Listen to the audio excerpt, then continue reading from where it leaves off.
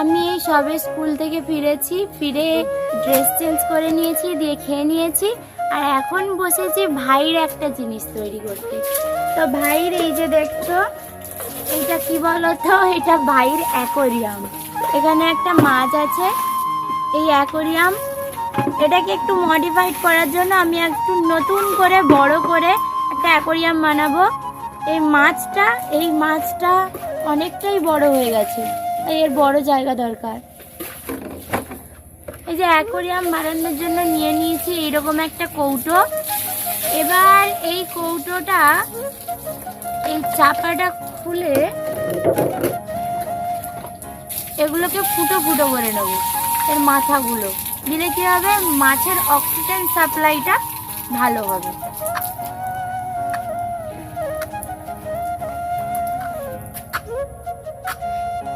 তোমরাও বাড়িতে এইভাবে করতে পারো।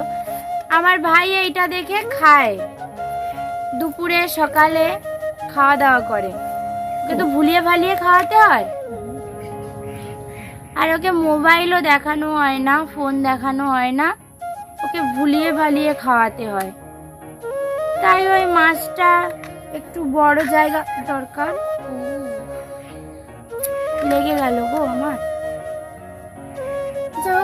আর নেব কিছু কুচি এর তলায়,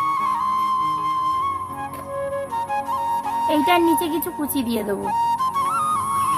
তো এই যে আমি কুচিগুলোকে নিয়ে নিয়েছি, এই কুচিগুলোকে ভালো করে সুন্দর করে ধুয়ে নিয়েছি, যাতে ওই জলটা যাতে ঘোলা না হয়ে যায়।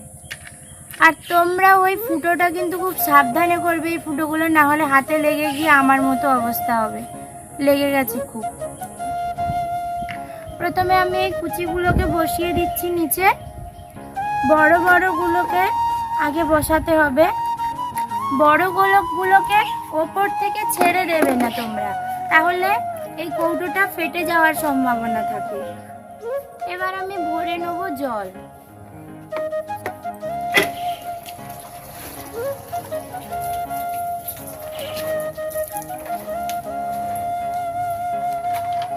দেখো এবার আমার এই আগের কৌটোটাই একটু ফুটো করা ছিল, এই ফুটোগুলো দিয়ে জলটা বের করে দেবো, দিলে শুধুই মাছটা থাকবে। এইভাবে আমি মাছটাকে সংগ্রহ করে নেব। এইবার আমি মাছটাকে বের করে নেব। এই যে মাছটা,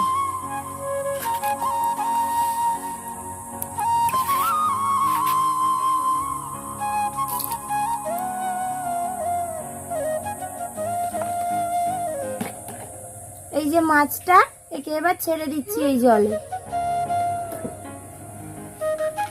বাহ, এই দেখো, এই যে মাছ। বাবা জীবন, তুমি একটু সাইডে সরে যাও তো। এবার আমি এই চাপাটাকে লাগিয়ে দিচ্ছি। রেডি আমার অ্যাকোরিয়াম। আজ আর নয়, এই পর্যন্তই আজকে। তো অ্যাকোরিয়ামটা কেমন হয়েছে বলবে সকলে, আর সকলে ভালো থাকবেন, সুস্থ থাকবেন। আমার চ্যানেলটা যদি ভালো লাগে তাহলে লাইক, সাবস্ক্রাইব এবং কমেন্ট তো অবশ্যই করতে হবে। তাহলে টাটা, বাই বাই।